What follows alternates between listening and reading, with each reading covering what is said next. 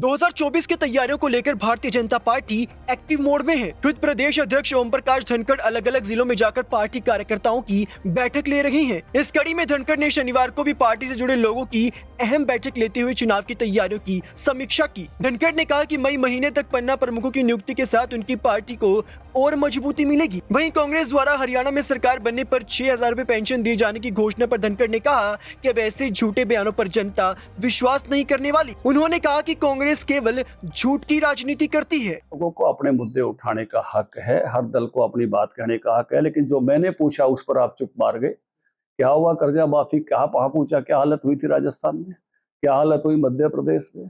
ये जो वादे करके जो सरकार हथिया लेते हैं, ये ठगी कहते हैं, इसको चीटिंग कहते हैं कि आप वादे कुछ करो और बाद में आके बैठ जाओ और उसको पूरा नहीं करो। कांग्रेस इस मामले में गजब की है। वहीं कांग्रेस में हो रही नई भर्तियों के सवाल पर धनखड़ ने कहा कि आज कांग्रेस में कोई नेता नहीं जाना चाहता, केवल कुछ ऐसे लोग ही कांग्रेस में शामिल हो रहे हैं जिन्हें कहीं और कोई स्थान नहीं मिला। यही नहीं, इस दौरान धनखड़ ने कांग्रेस पर चुटकी लेते हुए यह भी कहा कि परिवार की राजनीति ने हरियाणा में कांग्रेस को खत्म कर दिया है। कुमारी सैलजा और रणदीप सिंह सुरजेवाला का उदाहरण देते हुए धनखड़ ने बिना नाम लिए नेता प्रतिपक्ष भूपेंद्र सिंह हुड्डा पर भी हमला बोला। उन्होंने कहा कि परिवार की राजनीति का ही नतीजा है कि सैलजा और सुरजेवाला जैसे बड़े नेताओं को प्रदेश से बाहर भेज दिया गया है।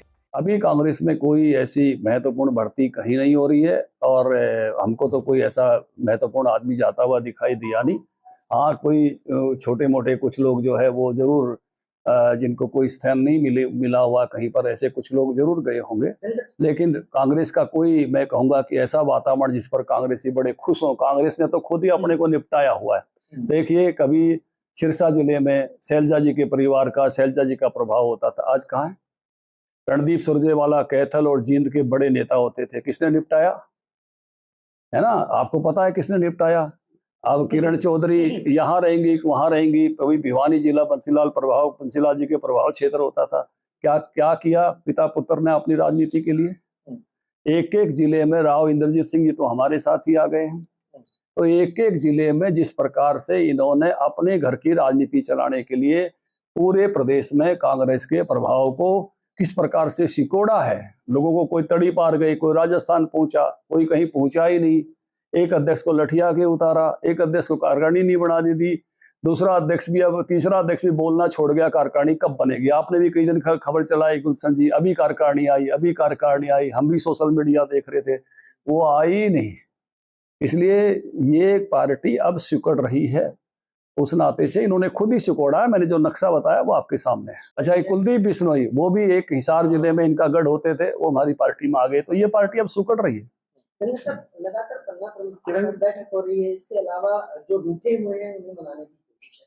क्या ये अनुमान लगाया जा सकता है जिस तरह से बीजेपी तैयारी कर रही है कि विधानसभा और लोकसभा के चुनाव एक साथ हो सकते हैं? देखिए, हम तैयार हैं, ये तो केंद्र ने फैसला करना है, लेकिन अभी कोई इस प्रकार का निर्णय है नहीं। अमित शाह जी जब सोनीपत आए तो मेरे जो 1800 बूथ पालक थे उनसे उन्हें पूछा था, एक सवाल के रूप में पूछा था, तो उन्होंने हाथ उठा के एकदम जोर से कहा हम तैयार हैं। तो इसलिए हमारा ऑर्गेनाइजेशन, मैंने बताया, चुनाव तो अगली मई में है और मैं इस मई में आपको सारे पन्ना प्रमुख है जो है 3,71,000 पन्ना प्रमुखों के साथ, ऊपर के 1 लाख कैडर के साथ पार्टी को आपके, हम ऐसे नहीं कह रहे, जो बात कह रहे हैं हम ऐसे नहीं कह रहे। आप हमारे पन्ना प्रमुख सम्मेलन अभी आप देख रहे हो, 8 हो गए, किसी में भी 3 से 4,000 के बीच में संख्या, इतने पन्ने होते हैं मिनिमम। कोई छोटी विधानसभा है तो 3,000, 3,100, 3,200, बड़ी विधानसभा है तो 4,000 तक पन्ना प्रमुख पहुंच रहे हैं। ये जलवा आप सबने देखा है।